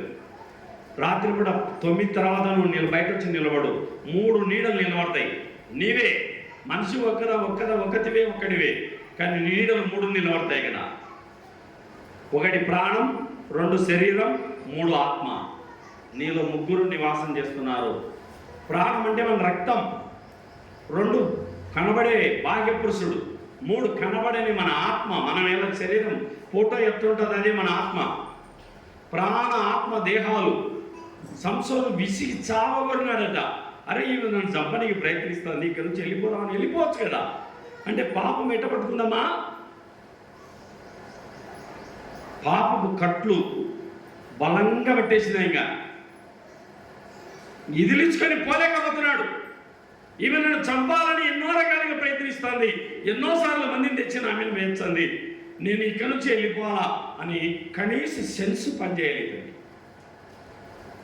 అప్పుడు తన శక్తి రహస్యాన్ని చెప్తున్నాడు. చూడండి, విసిగిన తర్వాత ఏం చెప్తున్నాడు? 16, 17లో అప్పుడతడు తన అభిప్రాయం అంతా ఆమెకు తెలియజేసి, నేను నా తల్లి గర్భం నుండి పుట్టినది మొదలుకొని దేవునికి నాజీరు చేయబడిన వాడనై ఉన్నాను. నా తల మీదకి మంగళకత్తి రాలేదు. నాకు క్షౌరం చేసిన ఎడల నా బలం నాలో నుండి తొలగిపోయి ఇతరుల మనసుల మళ్ళీ అవుతుందని ఆమెతో రహస్యం చెప్పినాడు. ఇక సీక్రెట్ ఏం చేసినాడు సంసోను? ఓపెన్ అయిపోయినాడు. ఇంకా చూడండి, పండగ చేసుకుంటుంది ఇప్పుడు. ఇక చదవక, అతడు తన అభిప్రాయమును తనకు తెలిపినని దీనిలా ఎరిగి ఆమె వర్తమానం పంపి ఫిలిష్తీయుల సర్దారులను పిలిపించి, ఈసారికి రండి, ఇతడు తన అభిప్రాయమంతయు నాకు తెలిపినను. ఫిలిష్తీయుల సర్దారులు రూపాయలను చేతబట్టుకొని ఏం పట్టుకొని వచ్చినారు? రూపాయలు లెక్కలేదాడ. అది 1,00,000 తెచ్చిండ్రో, కోటి తెచ్చిండ్రో, సంసోని పానానికి ఎంత వెలగట్టిండ్రో. యేసుప్రభు ఎన్ని నాణాలకు అమ్మబడ్డాడు? 30. యేసేపు ఎన్ని నాణాలకు అమ్మబడ్డాడు? 30. సంసోన్ ఎన్ని నాణాలకు అమ్మబడ్డాడో తెలియదు, కానీ ఇతని రూకలకు అమ్మబడ్డాడు. ఒక వేషకు, దిలీలా అనే వేషకు రాజులో వచ్చేస్తున్నారు. ఇక 19లో ఆమె తన తొడ మీద తన నిద్ర వచ్చి ఒక మనుషుని పిలిపించి వాని చేత అతని తల మీద 7 జడలను క్షౌరము చేయించి అతని బాధించుటకు మొదలు పెట్టాను. బాధ పెడుతుంది, ఇంకా ఫుల్లుగా తాపింది, కడుపు నిండా పెట్టింది, తొడ మీద పెట్టుకొని నిద్ర వచ్చి గుండు చేసింది. ఎంట్రుకలన్నీ 7 జడలు పన్నాయంట. మామూలుగా 2 జడలు ఉన్న వాళ్ళు ఎంత అందంగా ఉంటారక. ఇప్పుడు చూచా అంటాం, ఎక్కడెక్కడ కనపడుతుంటారులే. ఇప్పుడు అరుదుగా ఉన్నాయి ఎంట్రుకలు, స్త్రీలకు కూడా ఎక్కడో అరుదుగా కనపడుతూ ఉంటారు 2 జడలు వేసుకున్న వాళ్ళు. సంవత్సరం 7 జడలు. ఎంత ఎంత అందంగా ఉంది, ఎంత అందగాడో చూడాలి. ఆ ఎంట్రుకలు అన్ని నీట్గా మంగళవారిని పిలిపించి, మనుషుల్ని పిలిపించి నీట్గా తీసేయించింది. మధ్యాహ్నం లేచా ఉంటాడు కదా, ఏందమ్మా ఏం చేస్తున్నామ్మా, ఏం లేదు పడుకో అని చెప్పి ఫుల్గా మళ్ళా ఓ సీసా తాపితే అయిపోయి ఫుల్గా మళ్ళా మొత్తలోకి పోతాడు. తాపడం పడుకో ఏం లేదు ఓ సీసేసుకో. అది తప్పని తెలిసి కూడా ఏం చేస్తున్నారు తల్లిదండ్రులు, స్నేహితులు, మిత్రులు, ఆప్తులు, వీడికి సారాయి చేసిస్తే ఇంక వీడు ఏడ్చాడు. పిల్లలు చెప్పుకొనిచ్చే వాడు ఊరికంటాడు. సెల్లు మెమరీ, వానికి మెదడు నువ్వు సీసం కరిగినట్టు కరిగిపోతుంటుంది, వాని జ్ఞానం పోతుంది, వాని చూపు పోతుంది, వాని పవర్ అంతా పోతుంది. అయినా వాడు ఏడ్చకూడదు కాబట్టి నువ్వు ఇస్తావు. ఎక్కడో కువైట్లో, అమెరికాలో, లండన్లో మా కొడుకు ఫోన్ చేస్తే ఫోన్ రింగ్ అవుతా ఉంది. ఎంత పవర్ ఉందో చూడండి ఆ సెల్ ఫోన్లో. దాన్ని పిల్లలకి ఇస్తారు. రేడియేషన్ పవర్ ఏం చేస్తుంది, ప్రాణం తోడేస్తుంది. మెమరీ సీసం కరిగినట్టుగా, నెయ్యి కరిగిపోయినట్టుగా, ఆ యొక్క వెన్న కరిగిపోయినట్టుగా కరిగిపోతుంది పిల్లలది. అందుకే వాళ్ళ జ్ఞాపశక్తి తగ్గిపోతుంది, చదువు మీద కాన్సన్ట్రేషన్ నిలవలేకపోతున్నారు, పట్టుదలగా చదవలేకపోతున్నారు. సెల్ ఫోన్ కాదు, అది డెల్ ఫోన్, సాతాను కర్మాగారం. అది సాతాను యొక్క ఆయుధం. పిల్లలకు సెల్ ఇవ్వదు, పిల్లలు సెల్ తగలకుండా చూసుకోండి. వాళ్ళు గొప్ప స్థాయికి కావాలని నువ్వు కోరుకుంటే, నా అంతటలు కావాలని నా పిల్లలని నువ్వు కోరుకుంటే, నాకన్నా మించినలు కావాలని నువ్వు కోరుకుంటే, సెల్లు పిల్లలు తగలకుండా చేయగలగాలి. చివరికి ఏమైపోయింది ఇతని పరిస్థితి, ప్రాణం పోయిందండి. ఎన్ని గంటలకు పోతుంది ప్రాణం చూడండి. ఇతనికి ఫస్ట్ ఏం చేస్తారంటే 21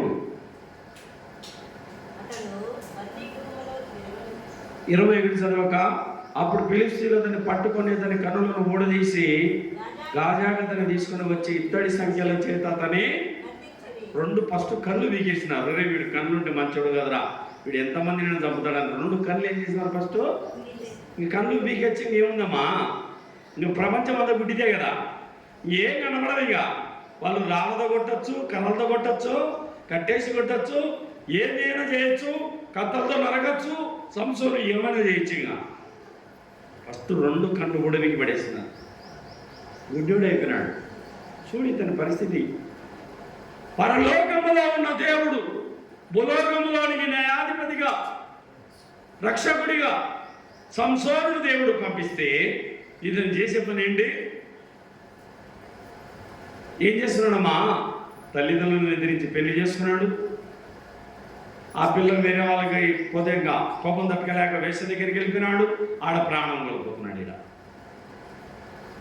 చివరికి మనం గమనించినట్లయితే 26 చదువుక, సంసోను తన చేతిని పట్టుకున్న బంటుతో ఇట్లా, నేను ఈ గుడికి ఆధారముగా ఉన్న స్తంభములను నన్ను త్రవనిచ్చి విడువుము, నేను వాటి మీద ఆనుకుందును. మనవాడు చాలా తెలివినోడే. ఆ స్తంభాల దగ్గర నన్ను నిలబెట్టాను అంటున్నాడు. ఆ స్తంభానికి 3000 మంది ఉన్నారు ఆ దేవాలయంలో. చూడండి అక్కడే ఉంది చూడక. ఆ గుడి ఈ స్త్రీ పురుషులతో నిండి ఉండేను. ఫిలిష్తీయుల సర్దారులందరూ అక్కడ ఉండిరి. వారు సంసోనుని ఎగతాళి చేయగా గుడి కప్పు మీద స్త్రీ పురుషులు రమారమి 3000 మంది చుచ్చుచుండిరి. ఎన్ని వేల మంది? పలకండి అక్క, బలగొట్టండి అన్నా, బలగొట్టాలా? ఎంతమంది అన్నా? ఓవలేసన్నా, ఆంధ్రేయనా? ప్రభాకరు 3000. ఎన్ని వేలు? 3000 మంది సంసోనుని ఎగతాళి చేస్తుంటే నవ్వుకుంటా కేకలు వేసుకుంటా అపాసం చేసుకుంటా ఉన్నారు. ఆహా, సంసోను రక్షకుడిగా పుట్టి దేవుడు ఒక ఫిలిష్తీయులకు ఇశ్రాయేలుకు న్యాయాధిపతిగా ఆయన ఏర్పాటు చేసి పంపిస్తే ఆయన స్థితి చూస్తే ఇంత ఘోరంగా దీన స్థితిలో ఉన్నాడు ఇక్కడ సంసోను. చివరికి అప్పుడు సంసోను యెహోవా ప్రభువా దయచేసి నన్ను జ్ఞాపకము చేసుకును, దేవా దయచేసి ఈసారి మాత్రమే నన్ను బలపరచము, 2 కన్నుల నిమిత్తం ఫిలిష్తీయులను ఒక్కమారే దండించి పగ తీర్చుకుని మన యెహోవాకు మొరపెట్టి ఆ గుడికి ఆధారముగా ఉన్న 2 మధ్యస్తంభంలో ఒక దానిని కుడి చేతను ఒక దానిని ఎడమ చేతును పట్టుకొని నేను ఫిలిష్తీయులను చనిపోదుము గాక అని చెప్పి బలముతో వంగినప్పుడు గుడి ఆ సర్దారుల మీదను దానిలో ఉన్న జనులందరి మీదను పడెను. మరణకాలమున అతడు చంపిన వారి శవముల లెక్క జీవిత కాలమున అతను చెప్పిన వారి లెక్క కంటే వాళ్ళతో పాటు సంసోను కూడా చనిపోయినాడు. ఒక బలాఢ్యుడు, కండల వీరుడు సంసోను సింహ బలుడు ఏమైపోయినాడు? 2 విషయాల్లో మనం జాగ్రత్తగా ఉండాలి. ఒక మనుషునికి ఎన్ని సోదరులు ఉంటాయి? 1 డబ్బు, 2 స్త్రీ కాబట్టి పురుషుడు, స్త్రీలకైతే పురుషుడు, పురుషులకైతే స్త్రీ ధనం. ఈ 2 శోధన. దీన్ని జయించగలిగితే ప్రపంచంలో నేను ఏది పడగొట్టలేదు. ఈ 2 నిన్ను పడగొట్టేది. ఏవి పడగొడతాయి? 1 ధనం, 2 పురుషుడు, లేకుంటే స్త్రీలైతే పురుషులు అనుకోండి, పురుషులైతే ఏమనుకోవాలా? స్త్రీ అంతా ఒకటే, పురుషులంతా ఒకటే. భ్రమ. ఏ పురుష సాధారణ ఏం పెడతాడు? భ్రమ అంటే ఆక తెల్లగుంది, నల్లగుంది, ఎర్రగుంది అని చెప్పి రంగులు పెట్టి భ్రమ పెడతాడండి. ఇది నిజమా అని ఆదాముతో అన్నప్పుడు, అవ్వతో అన్నప్పుడు, అవునా ఆ పండు తింటే దేవత అవుతామంటే అవునా? ముందు ఆమె తినింది, ఆదాముకి ఇచ్చింది. ఆమె పాపం చేసింది, ఆదామును కూడా పాపములో పడగొట్టింది. సాతానుడు ఆదాము వాళ్ళ దగ్గరికి ఎలా వెళ్తున్నాడు? సర్పరూపంలో పోయినాడు. ఏ రూపంలో పోయినాడమ్మా? సర్పరూపంలో ఆదాము వాళ్ళను పడగొట్టాడు. సంసోను దగ్గరికి ఏ రూపంలో వచ్చినాడు? దిలీలా రూపంలో వచ్చి పడ్డాడు. పానం తీసేసింది. ఆకాల దగ్గరికి ఏ రూపంలో పోయినాడు సైతాను? వెండి, బంగారు కమ్మి, ఒక సీనాల వస్త్రం దాచిపెట్టుకున్నాడు. ఆ యొక్క గుడారం కింద ముంద తీసుకొని ఆ బంగారు కమ్మిని, ఆ వెండిని, ఆ సీనాల వస్త్రాన్ని దాచిపెట్టి ఏ వెరగినట్టు మళ్ళా యుద్ధం చేస్తున్నాడు. మళ్ళా ఏం చేస్తున్నాడు? ఇశ్రాయేలుతో కలిసి ఏ వెరగినట్టు మళ్ళా యుద్ధం చేస్తున్నాడు. ఇశ్రాయేలు చనిపోతూ ఉండాలి, యుద్ధం అపజయం వస్తుంది. అప్పుడు యెహోషువ నెత్తిన బూడిద పోసుకుంటున్నాడు. ఇక ఎందుకు చనిపోతున్నారో మా వాళ్ళు ఇశ్రాయేలు నెత్తిన బూడిద పోసుకొని ఏడుస్తూ రొమ్ములు బాదుకుంటున్నాడు. ఏడుస్తున్నావు? మీలో ఒకడు పాపం చేసినాడు, ఆ పాపాన్ని బట్టి ఇశ్రాయేలు చనిపోతున్నారు. ఎవడు ఆ పాపం చేసిన వ్యక్తి అని జల్లి పట్టారు అందరు. పడితే ఆకాను పట్టబడాను. ఆకాను ఏం చేయబడ్డాడు? ఏం చేసిన వారు పాపం అంటే ఒక బంగారు కమ్మి కనబడింది, ఎత్తిపెట్టుకునే ఒక వెండి, ఒక సీనాల వస్త్రం, మంచి బట్ట ఎత్తిపెట్టుకున్నా. అంటే ఎందుకు అంటే మళ్ళీ కట్టుకుందామని. అంతే, దాంతోనే తీసుకుపోయినారు. ఆ కూరలోకి తీసుకుపోయి ఆకాను వాడు చేసిన పాపానికి వాని భార్యను, వాని కుమారులను, వాని కోడళ్లను, వాని కుమార్తెలను, వాని అల్లుళ్లను, వాని పశువులను అన్నిటిని తీసుకుపోయి లోయలోకి తీసుకుపోయి రాళ్లతో సత్యం దాకా కొట్టారు. అప్పుడు ఇశ్రాయేలుకు కోపం, దేవుని కోపం తిప్పుకున్నాడు. ఇక దేవుడు పాపము ఆయనకు అసహ్యం. పాపులు కావాలి ఆయన. ఎవరు కావాలి? యేసు ప్రభువు. పాపులు కావాలి, తాగుబోతులు కావాలి, దొంగలు కావాలి, వ్యభిచారులు కావాలి, అబద్ధికులు కావాలి, విగ్రహారాధికులు కావాలి, సిగరెట్ తాగేవాడు కావాలి, గుట్కా తినేవాడు కావాలి, పాపులు కావాలి. పాపము ఆయనకు అసహ్యం.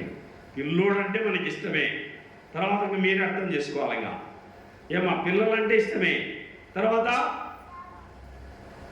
పిల్లలు ఇష్టం, పిల్లలంటే ఇష్టం. అలా లెట్టిని ఇష్టపడతారా, పిల్లల్ని ఇష్టపడతారా? సత్యం చెప్పండి అమ్మా. పిల్లోడు అంటే ముద్దు, నీటికి శుద్ధి చేస్తావు, వాళ్ళు లెట్టిని చేస్తాను, ఏం చేస్తావు? ఆయన కానీ తల్లి గోనుకున్నంత పోతుందంట తల్లి గడుపులోకి, అంత సేవ చేస్తుందంట పిల్లలకి. 3 ఏళ్ళు వాళ్ళకు లెట్టిని కడిగి కడిగి కడిగి కడిగి గోనుకున్నంత పోతుందంట వాళ్ళ గడుపులోకి. ఎంత ప్రేమ కదా తల్లికి. అందరూ అసహించుకుంటూ ఉంటారు. వాళ్ళు లెట్టిలో కూర్చొని దొల్లాడుతాడు, డెబ్బై వీడి పెనకిమాల పిల్లోడు అని చెప్పి అందరూ అసహించుకుంటారు. కానీ తల్లి మాత్రం అరే నాయనా ఏనాయనా బంగారు కొండ లడ్డు, చక్కెర లడ్డు, కొబ్బరి లడ్డు ఏనాయనా అడిగేసుకున్నామని చెప్పి వాడిని తీసుకుపోయి నీట్గా స్నానం చేయించి పౌడర్ కొట్టి డ్రెస్ చేసి ముద్దు పెట్టుకుంటారు. ఇది తల్లి ప్రేమ, ఇది తండ్రి ప్రేమ. పిల్లలు తల్లిదండ్రులు అసహించుకోరు. ఎందుకు అసహించుకోరు? కష్టపడి ప్రేమతో ఇష్టపడి సంపాదించుకున్నారు కాబట్టి. పరలోకపు తండ్రి కూడా నువ్వు ఏ స్థితిలో పడి ఉన్నా ఆ స్థితిని మార్చి తన రక్తంతో నిన్ను శుద్ధి చేసి తన సొత్తుగా నిన్ను చేసుకొని ఆనందించాలని ఆయన ఆశపడుతున్నాడు, ఆయన ఇష్టపడుతున్నాడు. ఆయన నిన్ను తన పోలికలోకి మార్చుకోవడానికి ఆశపడుతున్నాడు, తన స్వరూపంలోకి తీసుకోవడానికి ఆయన ఇష్టపడుతున్నాడు. మనకు ఒక పిల్ల పుట్టాలంటే, ఒక పిల్లోడు పుట్టాలంటే వెంటనే పుడతాడాక ఏమన్నా 9 నెలలు టైం పడుతుంది. ఈడ కూడా క్రైస్తవునిగా నువ్వు మారాలంటే క్రమేణా ఒక 2 ఏళ్ళు పట్టచ్చు, 3 ఏళ్ళు పట్టచ్చు, 5 ఏళ్ళు పట్టచ్చు, 10 ఏళ్ళు పట్టచ్చు. నీలో మార్పును దేవుడు చూడడానికి ఇష్టపడుతున్నాడు. చిన్న చిన్నగా యేసు రక్తంలోకి నువ్వేం కావాలి? కడగబడే అనుభవంలోకి రావాలి, రూపాంతర అనుభవంలోకి మనము రావడానికి సిద్ధంగా ఉంటున్నాం. కనుక యేసు ప్రభు ప్రేమ ఎంత గొప్పది! ప్రాణము ఇచ్చిన ప్రేమ, ప్రాణము దారపోసిన. నేను పాపాన్ని గురించి మాట్లాడినాను ఇంతసేపు. సంసోను పాపము ఎంత కమ్ముకుందో అతన్ని, ఆ కట్లు ఎంత భయంకరంగా ఉంటాయో. వేశ్య లోతైన గొయ్యి, పరస్త్రీ ఇరుకైన గుంట, ఆ గుంటలో పడితే లేలేవు. వేశ్య లోతైన గొయ్యి, ఆ గొయ్యిలో పడితే తిరగలేవు. ఆ గొయ్యిలోకి పైకి రావాలంటే చాలా కష్టం. విడిపించడానికి ఒక్క యేసుక్రీస్తు తప్ప ఎవ్వరు కూడా భూప్రపంచంలో లేరండి. అది ఎంత ఘోరమైన తప్పిదమైన పాపమైన ఎంత బలహీనతైన దాన్ని విడిపించే ఒకే ఒక మహానుభావుడు, పాపాన్ని, లోకాన్ని, మరణాన్ని, సమాధిని జయించిన లోకరక్షకుడైన యేసుక్రీస్తు ప్రేమలో మాత్రమే మానవాళికి రక్షణ. ఎంత ఘోర పాపాత్ములనైనా ప్రేమించునురారా, పాప భారముతో రారా, పాదములపై పడరా, యేసు పాదములపై పడరా. పాపుల రక్షకుడేసు తప్పక నిన్ను రక్షించు, పాపుల రక్షకుడేసు తప్పక నిన్ను రక్షించు. ఆ ప్రేమామృతధారలు చిందిన మన యేసుకు సమమెవరు? ఆ ప్రేమామృతధారలు చిందిన మన యేసుకు సమమెవరు? పాప భారముతో రారా, పాదములపై పడరా, యేసు పాదములపై పడరా. చర్చికి వచ్చి ఏమొస్తుంది? దేవుని మందిరానికి వస్తే ఏమొస్తుందమ్మా? పశ్చాత్తాపం. నేను పాపిని అని నీకు అర్థమవుతుంది. ఇక్కడ పరిశుద్ధమైన దేవుడు నన్ను ప్రేమిస్తున్నాడు, నా కోసం శిలువనెక్కాడు, నా పాపాలకు బదులుగా రక్తాన్ని కార్చాడు, పాపముల చేత అపరాధముల చేత నేను చచ్చిన వాడనే ఉండగా నన్ను యేసు ప్రభు క్రీస్తులో కూడా నన్ను బతికించాడు. ఆయన కరుణాసంపన్నుడైంది, నా కోసం నీ కోసం శిలువలో మరణించి చనిపోయి సమాధి చేయబడి, ఓ మరణమా నీ ముల్లెక్కడ, ఓ మరణమా నీ విజయం ఎక్కడ అని మరణపు మెడవని విరిచి, మరణాన్ని ఓడించి ఛేదించి, మరణమును జయించి, మరణాన్ని జయించి తిరిగి లేచిన మహనీయుడు యేసు యొక్క. నువ్వు నేను జయించలేదు. రాసిగిడి జయించాడా? రాష్ట్రంలో కొట్టం లేకుండా అని చేస్తానన్నాడు, వెళ్ళిపోయాడు. నేను రాబోయే కాలంలో ప్రధానమంత్రి అవుతానన్నాడు ఎన్టీ రామారావు, వెళ్ళిపోయాడు. లేడు. వాళ్ళు మరణాన్ని జయించలేరు. వాళ్ళు స్టార్లే, మెగా స్టార్లే, సూపర్ స్టార్లే, పవర్ స్టార్లే. మరణం దగ్గర మెడలు ఉంచాల్సిందే. ఆ మరణపు మెడలను విరిచిన దేవుడే మన ప్రభు అయిన యేసుక్రీస్తు. ఇంకా నీకు పాపాన్ని జయించిన యేసుక్రీస్తు వ్యభిచారిని కూడా అమ్మా అని పిలిచినాడు. లోకంలో వ్యభిచారికి తావుంటారా? వ్యభిచారిని ఎలా పిలుస్తారమ్మా? పాపాత్మురాలను ఎలా పిలుస్తారన్నా? అయ్యా అమ్మా చెప్పాలా? ఏమే ఆడిపోయినావు? ఎట్ట మాట్లాడతారక్క? ఇంతేనా? పాపాత్మురాలతో ఎట్ట మాట్లాడతారు? వరస ఉండదు, అక్క ఉండదు, చెల్లి ఉండదు, పిన్ని ఉండదు, అత్త ఉండదు, ముందో వెనుక ఏముండదు.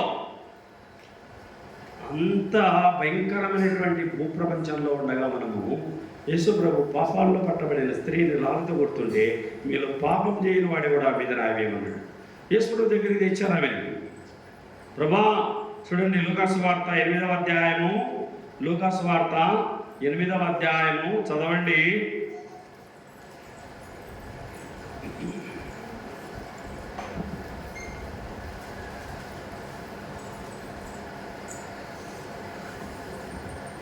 చూసారా?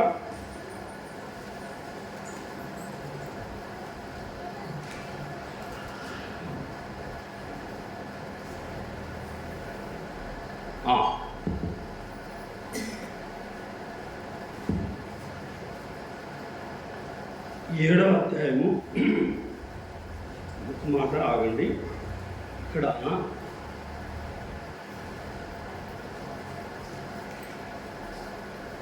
యోహాను సువార్తలో ఇక్కడ కూడా 7వ అధ్యాయంలో కూడా ఒక పాపాత్మరాలు ఉంది. కానీ మనం అనుకునే పాపాత్మరాల గురించి మనం చూసుకున్నాం. చదవండిక 8వ అధ్యాయం యోహాను సువార్త 3వ వచనం. శాస్త్రులను పరిచయులను వ్యభిచారమున పట్టబడిన స్త్రీని తోడుకొని వచ్చి ఆమెను మధ్య నిలువబెట్టి, మొదకుడా ఈ స్త్రీ వ్యభిచారం చేయుచునగా పట్టబడెను, అట్టి వారిని రాళ్ళను చంపవలెను ధర్మశాస్త్రములో మోషే మనకు ఆజ్ఞాపించను కదా, ఆయనను నువ్వేమి చెప్పుచున్నావని ఆయన మీద నేరము మోపవలని ఆయనను శోధించుచు, ఏం మోపాలని అడుగుతున్నారు? నేరం. కొట్టండి రాళ్ళతో అంటే నువ్వేం దేవుడివయా? దేవుడు వెతి ఎత్తావు, కరుణామయుడివి కదా, నీకు కనీసం ఇంతన కరుణ లేదా? రాళ్ళతో కొట్టమంటావా? నువ్వేం దేవుడివయా అంటారు. రాళ్ళతో కొట్టమంటే కొట్టద్దయా, వదిలేయండి ఆ పాపము అన్నాడు అనుకో. ధర్మశాస్త్రాన్ని నువ్వు ధిక్కరిస్తున్నావు, ధర్మశాస్త్రం తప్పు చేసిన నువ్వు కొట్టమని చెప్తుంది, నువ్వు కొట్టద్దు అంటున్నావు, నువ్వేం దేవుడివయా అంటారు. మళ్ళా ముందు నువ్వు వెనక.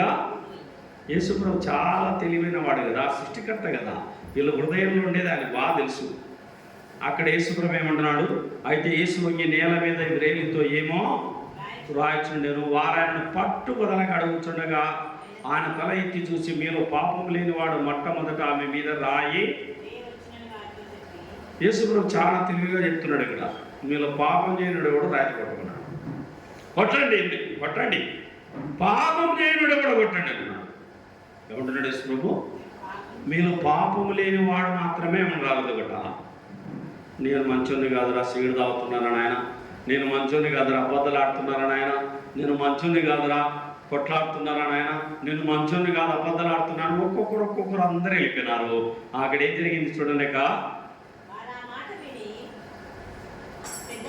9వ వచనము. వారి మాట విని పెద్దవారు మొదలుకొని చిన్నవారు వరకు ఒకరి వెంట ఒకడు బయటికి వెళ్ళిరి. యేసు ఒక్కడే మిగిలేను. ఎవరు మిగిలిపోయినారేడా? ఆ స్త్రీ. యేసుప్రభు ఒక్కడు మిగిలినాడు. ఇక్కడ యేసుప్రభు కూడా ఏమంటున్నాడు? ఆమెను చూడండి, నిలవబడి ఉండెను. యేసు తల ఎత్తి చూచి, అమ్మా వారెక్కడ ఉన్నారు?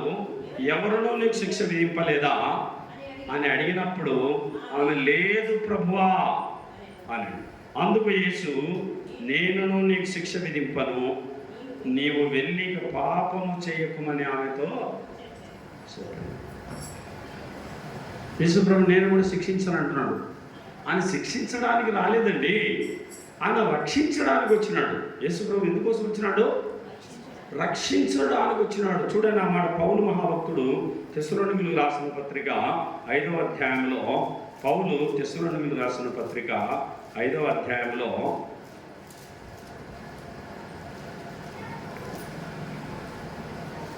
9వ వచనం, ఎందుకనగా మన ప్రభువైన యేసుక్రీస్తు ద్వారా రక్షణ పొందుటకు దేవుడు మనల్ని నియమించను కానీ ఉగ్రత పాలకుడుగా ఆయన నియమించలేదు. రక్షణ పొందడానికి యేసు ప్రభు ద్వారా మనం ఏం పొందాలి? రక్షణ. ఇప్పుడు వర్షం పడుతుంది, గొడుగు వేసుకున్నావు. ఇప్పుడు ఏమిచ్చింది నీకు గొడుగు? రక్షణ. నీ మీద పడాల్సిన వర్షం ఎక్కడ పడిపోతుంది? గొడుగు మీద పడుతుంది. గొడుగు నీకు ఏమిచ్చింది ఇప్పుడు? రక్షణ. ఇప్పుడు రాళ్ళతో కొడతా ఉన్నారు, ఆమెను కొట్టడానికి అందరు రాళ్ళు ఎత్తుకొచ్చుకున్నారు. ఇంకా ఈమెను చంపాలా, రాళ్ళతో కొట్టి చంపాలని వచ్చినారు. కానీ యేసుప్రభు మీలో పాపం లేనోడు, తప్పు లేనోడు రాయవేయమంటున్నాడు. ఎక్కడ ఎవరికి ధైర్యం రాలేదు, అందరూ వెళ్ళిపోయినారు, రాళ్ళ కింద పడేసిన. యేసు ఒక్కడే మిగిలినాడు. నేను కూడా శిక్షించిన అంటున్నాడు. ఎంత మహనీయుడండి యేసుక్రీస్తు. నా మట్టుకు, నీ మట్టుకు, మన మట్టుకు, తుద మట్టుకు నీతిమంతుడు లేడు ఒక్కడు కూడా, మేలు చేయవాడు లేడు ఒక్కడు, గ్రహించువాడు లేడు ఒక్కడు. మనమందరం పాపులమే. ఆయన మన దేవుడు. ఆయన మన కోసం ప్రాణం ఇచ్చిన దేవుడు. రక్షణ పొందుటకే దేవుడు మనల్ని పిలిచిన కానీ ఉగ్రత పాలకుడు దేవుడు మనల్ని ఏర్పాటు చేసుకోలేదు. ఆయన ద్వారా ఏం పొందాలి? రక్షణ. ఇప్పుడు ఇల్లు కట్టుకున్నావు, ఎండ, గాలి, వాన వీటన్నిటి నుంచి ఆ ఇల్లు నీకు ఏమిస్తుంది? కళ్యాణ్ రక్షణ. ఎండ నీ మీద పడదు, వర్షము నీ మీద పడదు, మంచు నీ మీద పడదు. వాటన్నిటి నుంచి నిన్ను ఇల్లు ఏం చేస్తుంది? రక్షిస్తుంది. సేఫ్. యేసు ప్రభు శిలువలో చిందించిన రక్తం ద్వారా మనకి ఏం దొరికింది? ఆయన శిలువలో మరణించింది మన కోసమే. సమస్త మానవాళి కోసం కేక వేశాడండి ఆయన.